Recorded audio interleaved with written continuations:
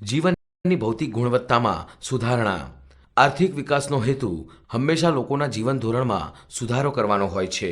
તેથી કોઈ પણ દેશમાં આર્થિક વિકાસ થયો છે તે બીજા દેશો કરતાં કેટલો વધારે છે કે ઓછો તે માપવા માટે માનવ જીવનની ભૌતિક ગુણવત્તાનો નિર્દેશક સ્વીકારવામાં આવે છે. જીવનની ભૌતિક ગુણવત્તા એટલે શું? માનવ જીવનની ભૌતિક ગુણવત્તા વિવિધ વસ્તુઓ અને સેવાઓની વપરાશના ધોરણો પર આધારિત છે. વપરાશના ધોરણો એટલે સમયના કોઈ એક ગાળા દરમિયાન વ્યક્તિ અથવા વ્યક્તિઓના સમૂહ દ્વારા 1. વપરાશમાં લેવાયેલ ખોરાક, બળતણ તથા અન્ય બિનટકાઉ વસ્તુઓ. 2. વપરાશમાં લેવાયેલ ટકાઉ અને અર્ધ ટકાઉ વસ્તુઓ. અને 3. વપરાશમાં લેવાયેલ સેવાઓનો સમૂહ. આ વપરાશના ધોરણ કે જીવન ધોરણ તેમના જીવનની ભૌતિક ગુણવત્તા નક્કી કરે છે. તેથી વપરાશના ધોરણ કે જીવન ધોરણને જીવનની ભૌતિક ગુણવત્તા તરીકે ઓળખવામાં આવે છે.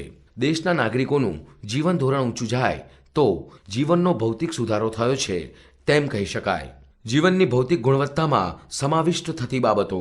કોઈ એક વર્ષના ગાળામાં દેશના લોકોએ વપરાશમાં લીધેલ વસ્તુઓ અને સેવાઓના સમૂહ માનવ જીવનની ભૌતિક ગુણવત્તા નક્કી કરે છે. આ વસ્તુઓ અને સેવાઓમાં મુખ્યત્વે નીચેના ઘટકોનો સમાવેશ થાય છે. 1. ખોરાક, કેલરી, પ્રોટીન, ચરબી. 2. આરોગ્ય અને તબીબી સેવાઓ, વસ્તીના એકમ દીઠ ડોક્ટરનું પ્રમાણ. 3. રહેઠાણ અને કપડાં, ઓરડાની સંખ્યા, ઓરડા દીઠ સરેરાશ વ્યક્તિ. 4.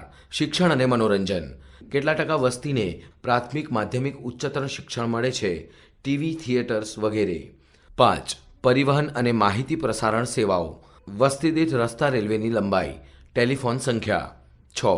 ઉર્જા શક્તિ, માથાદીઠ ઉર્જાની વપરાશ. 7. દેશની વસ્તીને મળતું પીવાનું ચોખ્ખું પાણી. 8. સરેરાશ આયુષ્ય. 9. બાળ મૃત્યુનું પ્રમાણ. 10. ડ્રેનેજની સુવિધા.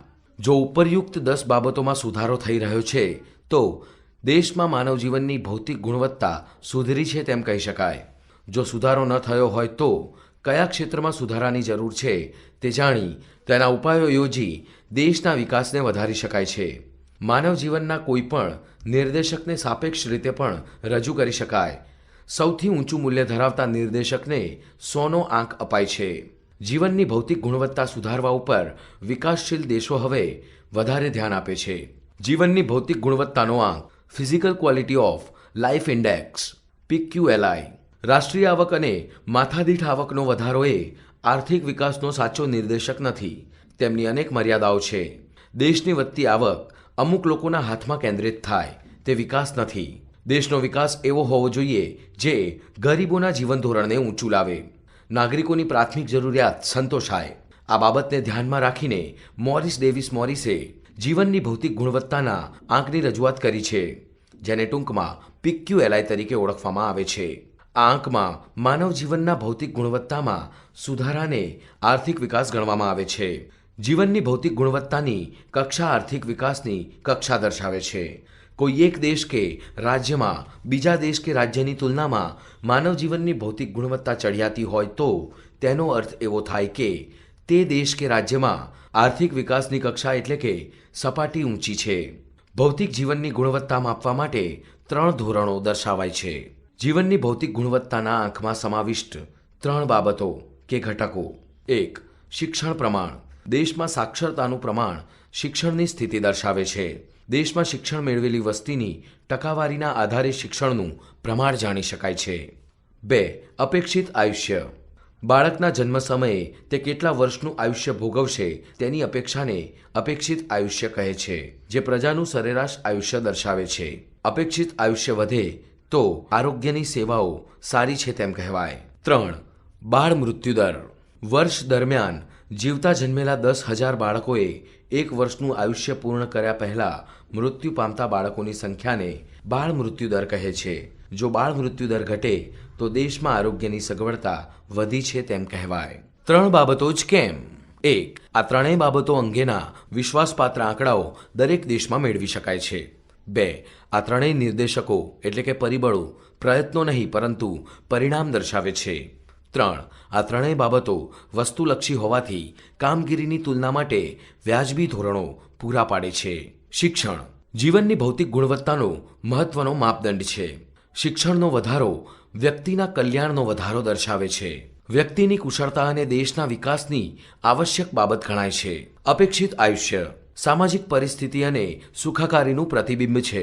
અપેક્ષિત આયુષ્યનો વધારો પોષણ, તબીબી સારવાર તથા પર્યાવરણીય સંજોગોનું પરિણામ કે પ્રતિબિંબ છે. બાળ મૃત્યુદર સામાજિક પરિસ્થિતિ અને સુખાકારીનું પ્રતિબિંબ છે. બાળ મૃત્યુદર પીવાના સ્વચ્છ પાણી, ઘરનું પર્યાવરણ, મહિલાઓની સ્થિતિ, માતૃત્વની કામગીરીનું સંવેદનશીલ પ્રતિબિંબ છે. જીવનના ભૌતિક ગુણવત્તાના આંકની રચના દરેક નિદર્શ એટલે કે શિક્ષણ, આયુષ્ય, બાળ મૃત્યુદર ને 100નો ભાર વેઇટેજ આપવામાં આવે છે. દેશની તે નિર્દર્શની કામગીરીના આધારે 0થી 100ના આંકની વચ્ચેના ગુણ મૂકવામાં આવે છે. આ 3 બાબતોમાં એ દેશને મળેલા ગુણોનો સરવાળો થાય છે. સરવાળાને 3 વડે ભાગીને સરેરાશ કાઢવામાં આવે છે. જે આંક મળે તે PQLIના આંક તરીકે ઓળખાય છે. મહત્વની બાબતો: 1. જેમ દેશનો PQLI 100ની નજીક, તે દેશની ઉપરયુક્ત 3 બાબતો નિદર્શમાં કામગીરી ઉત્તમ છે તેમ કહેવાય. 2. જેમ દેશનો PQLI 0થી નજીક, તે દેશની ઉપરયુક્ત 3 બાબતો નિદર્શમાં કામગીરી કનિષ્ઠ એટલે કે ઉતરતી કક્ષાની છે તેમ કહેવાય. 3. PQLI 0થી 100ની વચ્ચેનો હોઈ શકે છે. 4. PQLIના આંકથી એક જ દેશના 2 રાજ્યો કે 2 જુદા જુદા દેશોની તુલના થઈ શકે છે. 5. જેમ PQLIનો આંક વધારે એટલે કે ઊંચો, તેમ દેશનો આર્થિક વિકાસ વધારે તેમ કહેવાય. 6. જેમ PQLIનો આંક નીચો, તેમ દેશનો આર્થિક વિકાસ નીચો છે તેમ કહેવાય. સકારાત્મક બાબતો: 1. PQLIમાં માનવ જીવનના ધોરણને સ્પર્શતા શિક્ષણ અને આરોગ્ય જેવી બાબતોનો સમાવેશ થાય છે. 2. માથાદીઠ આવકના નિર્દેશક કરતાં PQLI ચડિયાતા છે. 3. આર્થિક વિકાસના નિર્દેશક તરીકે PQLI રાષ્ટ્રીય આવક અને માથાદીઠ આવક કરતાં ઓછી મર્યાદાવાળા છે. 4. PQLIથી જુદા જુદા દેશોના જૂથો એક જ દેશના વિવિધ રાજ્યોની તુલના થઈ શકે છે. 5. શહેરી ગ્રામીણ, સ્ત્રી પુરુષના PQLI બનાવી તેમની તુલના થઈ શકે છે. મર્યાદાઓ: 1. માત્ર 3 જ બાબતોનો સમાવેશ કર્યો છે અને આ 3 જ બાબતોના આધારે સચોટતાથી દેશનો વિકાસ થયો છે કે નહીં તે કહી શકાય નહીં. સાચો આંક મેળવવા માટે આ 3 બાબતો સિવાયની બાબતોનો પણ સમાવેશ કરવો જોઈએ. 2. માત્ર સરેરાશ દર્શાવે છે. 3 નિર્દેશકના મળેલા આંકને 3 વડે ભાગવાથી મળતો આંક PQLI છે, જે સરેરાશ છે. સરેરાશથી તે દેશની 3 બાબતોમાં અગ્રિમતા કે પછાતતા કહી શકાય નહીં. સરેરાશથી નિર્ણયો લેવાતા નથી. 3. કોઈ દેશનો PQLIનો દર ઊંચો હોય તો દેશનો વિકાસ બીજા દેશો કરતાં વધારે છે તેમ સામાન્યીકરણ કરી શકાય નહીં. 4. 3 ધોરણને માનવ જીવનમાં એક સરખું મહત્વ એટલે કે 100 આંક અપાય છે, જે અયોગ્ય છે. 3 બાબતો માનવ જીવનમાં એક સરખું મહત્વ ધરાવતી નથી. 5. જીવનની ભૌતિક ગુણવત્તા આંકમાં આવક વૃદ્ધિ મહત્વની છે, જેની ઉપેક્ષા કરી છે. 6. ધનિક દેશોની PQLI વધવાની ગતિ ધીમી હોય છે, કારણ કે સરેરાશ આયુષ્ય અમુક હદથી વધારી શકાતું નથી. આજની સ્થિતિ: વિશ્વમાં 2003 પછી PQLIની 3 બાબતોને આધારે બનતા આંકને બદલે તેમાં માનવ જીવનને સ્પર્શતી બીજી 3 બાબતોનો સમાવેશ કરીને જીવનની ગુણવત્તાનો આંક એટલે કે QLI તૈયાર કરવામાં આવે છે. માનવ વિકાસનો આંક હ્યુમન ડેવલપમેન્ટ ઇન્ડેક્સ HDI વિકાસનો અદ્યતન નિર્દેશક માનવ વિકાસ આંક છે. 1990માં સંયુક્ત રાષ્ટ્ર વિકાસ કાર્યક્રમમાં UNDP દ્વારા માનવ વિકાસ અહેવાલ HDR રજૂ થયો. આ અહેવાલમાં વિકાસના માપદંડ તરીકે માનવ વિકાસનો આંક એટલે કે HDI રજૂ કરવામાં આવ્યો. HDIમાં આર્થિક માપદંડોની સાથે બિનઆર્થિક માપદંડ પર વધુ ભાર મૂકવામાં આવ્યો છે. HDI તૈયાર કરવામાં મહત્વની ભૂમિકામાં ભારતના અર્થશાસ્ત્રીનો ફાળો પણ છે. જુદા જુદા દેશોમાં થતા વિકાસના પ્રયત્નોનું મૂલ્યાંકન કરીને આંક તૈયાર કરાય છે. 1990થી HDIને માપવા માટે જે વિવિધ ન્યૂનતમ અને મહત્તમ મૂલ્યનો ઉપયોગ થતો હતો, જેમાં 2010માં સુધારો કરવામાં આવ્યો છે. માનવ વિકાસના આંકના ઘટકો: HDI તૈયાર કરવામાં સુગમ બને એ માટે માત્ર 3 જ પરિબળો ધ્યાનમાં લેવાય છે. આ પરિબળોના આંકની યાદી આપવાને બદલે તેની સરેરાશ ઉપર આધારિત સંયુક્ત આંક તૈયાર કરાય છે. એક અપેક્ષિત આયુષ્ય. 2 શૈક્ષણિક સિદ્ધિઓ એટલે કે જ્ઞાનનો આંક સામાજિક સિદ્ધિ દર્શાવે છે જ્યારે. 3 જીવન ધોરણ દર્શાવતો આવકનો આંક આર્થિક સિદ્ધિઓ દર્શાવે છે. HDI. 1 અપેક્ષિત આયુષ્ય. જન્મ સમયે વસ્તીનું આયુષ્ય કેટલું છે તેને આધારે આંક અપાય છે. જો 50 વર્ષથી ઓછું આયુષ્ય હોય તો તંદુરસ્તીથી વંચિત ગણાય છે. જેમ આયુષ્યનો આંક ઊંચો તેમ સ્થિતિ સારી માનવામાં આવે છે. 2 જ્ઞાન શિક્ષણ. જ્ઞાનનું પ્રમાણ જાણવા પુખ્ત શિક્ષિતોની ટકાવારી કેટલી છે તે જાણવામાં આવે છે. આમાં 15 વર્ષ અને તેનાથી વધુ ઉંમરની વ્યક્તિના અક્ષર જ્ઞાનને ધ્યાનમાં લેવાય છે, જેમાં 2 બાબતોનો સમાવેશ થાય છે. એ સ્કૂલિંગના સરેરાશ વર્ષ અને બી સ્કૂલિંગના અપેક્ષિત વર્ષો. દેશમાં શાળા કક્ષા માટે કેટલા વર્ષ અપેક્ષિત છે તેમાંથી બાળક શાળામાં સરેરાશ કેટલા વર્ષ ગાળે છે તેના આંક મેળવવામાં આવે છે. 3 સારું જીવન ધોરણ. જીવન ધોરણ એટલે મળતી સગવડતા, જેમાં પીવાનું શુદ્ધ પાણી, આરોગ્યની સેવા, સેનિટેશનની સેવા. બાળ મૃત્યુદર. ઓછા વજનવાળા બાળકોની ટકાવારી, માથાદીઠ દૈનિક કેલરી. 5 વર્ષથી નીચેના બાળકોનો મૃત્યુદર પ્રોટીન અને ચરબીની પ્રાપ્તિને જોવાય છે અને સારા જીવન ધોરણનો આધાર આવક ઉપર હોય છે. આવકનો સૂચક આંક માથાદીઠ કાચી રાષ્ટ્રીય આવક એટલે કે GNI PPP સમખરીદ શક્તિના ધોરણે મપાય છે. મુખ્ય બાબતો. 3 ધોરણોને આધારે ગણાતા HDIનું મહત્તમ મૂલ્ય 1 ગણાય છે. HDIનું મૂલ્ય 0 થી 1ની વચ્ચે હોય છે. જે દેશનો HDI 1ની નજીક તે વધુ વિકસિત ગણાય છે, તેને HDIમાં ઊંચો ક્રમ મળે છે. જે દેશનો HDI 1થી દૂર તે ઓછો વિકસિત છે, તેને HDIમાં ક્રમ નીચો મળે છે.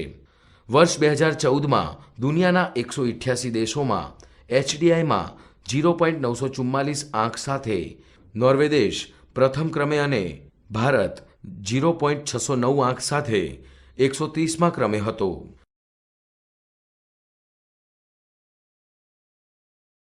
બે 2015નો માનવ વિકાસનો અહેવાલ અને વિશ્વના દેશો. વર્ષ 2015માં માનવ વિકાસનો અહેવાલ એટલે કે HDR રજૂ થયો. તેમાં વર્ષ 2014માં વિશ્વના દેશોની માનવ વિકાસ આંકમાં સ્થિતિ શું હતી તે આ મુજબની અનુસૂચિ દર્શાવે છે. દેશ. HDI 2014માં મૂલ્ય અને ક્રમ. માથાદીઠ આવક પર કેપિટા GNI. જન્મ સમયે અપેક્ષિત સરેરાશ આયુષ્ય ALE. અભ્યાસના અપેક્ષિત વર્ષો. અભ્યાસના વાસ્તવિક વર્ષો. દેશ નોર્વે. HDI મૂલ્ય 0.944. ક્રમ 1. માથાદીઠ આવક 64,992. જન્મ સમયે અપેક્ષિત સરેરાશ આયુષ્ય 81.6. અભ્યાસના અપેક્ષિત વર્ષો 17.5. અભ્યાસના વાસ્તવિક વર્ષો 12.6. અમેરિકા. HDI મૂલ્ય 0.915. ક્રમ 8. માથાદીઠ આવક 52,947. જન્મ સમયે અપેક્ષિત સરેરાશ આયુષ્ય 79.1. અભ્યાસના અપેક્ષિત વર્ષો 16.5. અભ્યાસના વાસ્તવિક વર્ષો 12.9. ચીન. HDIમાં મૂલ્ય 0.727. ક્રમ 90. માથાદીઠ આવક 12,547. જન્મ સમયે અપેક્ષિત સરેરાશ આયુષ્ય 75.8. અભ્યાસના અપેક્ષિત વર્ષો 13.1.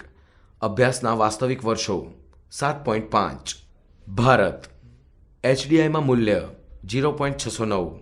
ક્રમ 130. માથાદીઠ આવક 5,497. જન્મ સમયે અપેક્ષિત સરેરાશ આયુષ્ય 68.0. અભ્યાસના અપેક્ષિત વર્ષો 11.7. અભ્યાસના વાસ્તવિક વર્ષો 5.4. પાકિસ્તાન. HDIમાં મૂલ્ય 0.538. ક્રમ 147. માથાદીઠ આવક 4,866. જન્મ સમયે અપેક્ષિત સરેરાશ આયુષ્ય 66.2. અભ્યાસના અપેક્ષિત વર્ષો 7.8. અભ્યાસના વાસ્તવિક વર્ષો 4.7. નાઇઝર. HDIમાં મૂલ્ય 0.348. ક્રમ 188. માથાદીઠ આવક 908. જન્મ સમયે અપેક્ષિત સરેરાશ આયુષ્ય 61.4. અભ્યાસના અપેક્ષિત વર્ષો 5.4. અભ્યાસના વાસ્તવિક વર્ષો 1.5. સ્ત્રોત HDR 2015 અને આર્થિક સર્વે 2015 અને 16. 2015ના HDIના અહેવાલમાં વિશ્વના 188 દેશોને આવરી લેવામાં આવ્યા છે. માનવ વિકાસની દ્રષ્ટિએ વિશ્વના દેશોને 4 વિભાગમાં વહેંચાયા છે. 1. સૌથી વધુ માનવ વિકાસ ધરાવતા રાષ્ટ્રો. 1 થી 49 રાષ્ટ્રોનું સરેરાશ માનવ વિકાસનું મૂલ્ય 0.890 છે. 2. વધુ માનવ વિકાસ ધરાવતા રાષ્ટ્રો. 50 થી 105 રાષ્ટ્રો સરેરાશ 0.735 HDI. 3. મધ્યમ માનવ વિકાસ ધરાવતા રાષ્ટ્રો. 106 થી 143 રાષ્ટ્રો સરેરાશ 0.614 HDI. 4. નીચો માનવ વિકાસ ધરાવતા રાષ્ટ્રો. 144 થી 188 રાષ્ટ્રો સરેરાશ 0.493 HDI.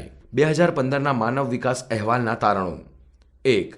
2014માં માનવ વિકાસની દ્રષ્ટિએ 0.944ના મૂલ્ય સાથે નોર્વેનો પ્રથમ નંબર છે. 2. ભારતનો માનવ વિકાસાંક 0.609 છે અને તેનું 188 દેશોમાં 130મું સ્થાન છે. 3. ભારતનો HDIના વર્ગીકરણમાં મધ્યમ માનવ વિકાસના ગ્રુપમાં સમાવેશ થાય છે. 4. 2014માં HDIમાં છેલ્લા ક્રમે આફ્રિકા ખંડમાં આવેલ 0.348ના અંક સાથે નાઇજરનું સ્થાન છે. માનવ વિકાસ આંકનું મહત્વ. 1. આર્થિક વિકાસના HDIના માપદંડમાં માત્ર આર્થિક નહીં, સામાજિક કલ્યાણના શિક્ષણ અને આરોગ્ય જેવા માપદંડનો પણ સમાવેશ કર્યો છે. તેથી તે પરિપૂર્ણ બને છે. 2. HDI આર્થિક નીતિ ઘડનારાઓને સૂચવે છે કે આર્થિક વિકાસ સાધન છે અને માનવ કલ્યાણ અંતિમ ઉદ્દેશ્ય છે. 3. સાચી પ્રગતિ બરાબર આર્થિક પ્રગતિ વત્તા સામાજિક પ્રગતિ હોય છે. 4. HDI વિધેયાત્મક છે. HDI વધે તેનો અર્થ દેશમાં શિક્ષણ અને આરોગ્યની સ્થિતિ સુધરી રહી છે. 5. HDIથી વિકાસમાન દેશોને કયા વિકાસની શક્યતા વધારે છે, ક્યાં સરકારે વધારે કામ કરવાનું છે તેનો ખ્યાલ આવે છે. 6. HDI વધારે પ્રગતિશીલ ખ્યાલ છે. મર્યાદાઓ. 1. HDIમાં 3 જ સામાજિક નિર્દેશકોનો સમાવેશ કરાયો છે, જે ઓછા છે. બીજા સામાજિક નિર્દેશકોનો સમાવેશ કરવો જોઈતો હતો. 2. HDIમાં 3 પરિબળોને સરખું મહત્વ અપાયું છે. ખરેખર ત્રણેયનું જુદી જુદી પરિસ્થિતિમાં જુદું જુદું મહત્વ હોય છે. 3. માનવ વિકાસનો આંક નિરપેક્ષ સ્થિતિ દર્શાવતો નથી. કોઈ એક દેશ અન્ય દેશોની તુલનાએ કયા સ્થાને છે તે દર્શાવવામાં આવે છે, જેમાં સાપેક્ષ પ્રગતિ જ દર્શાવાય છે. HDI ઉપરાંત 1. GDI જેન્ડર ડેવલપમેન્ટ ઇન્ડેક્સ જાતીય સમાયોજન આંક. 2. TAI technological achievement index technology સિદ્ધિ આંક. 3. HPI હ્યુમન પોવર્ટી ઇન્ડેક્સ માનવ ગરીબી આંક. 4. HCI હ્યુમન કન્ઝ્યુમર ઇન્ડેક્સ માનવ વપરાશ આંક જેવા અન્ય નિર્દેશકોનો પણ ઉપયોગ કરવામાં આવે છે.